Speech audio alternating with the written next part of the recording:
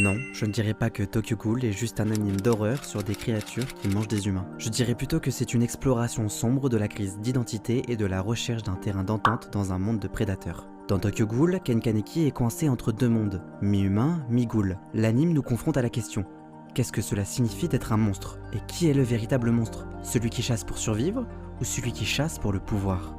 Le combat de Kaneki n'est pas seulement physique, c'est un combat mental et émotionnel. Une quête désespérée pour trouver sa place dans une société qui le rejette et le craint. Tokyo Ghoul nous pousse à interroger: la nature humaine est-elle fondamentalement différente de celle des créatures que l'on appelle monstres? L'anime dépeint la brutalité et la violence, mais aussi la tristesse et la solitude. C'est un récit sur la manière dont la haine se nourrit de l'incompréhension et sur l'espoir fragile qu'un jour, les deux mondes pourront coexister, même si cela semble impossible.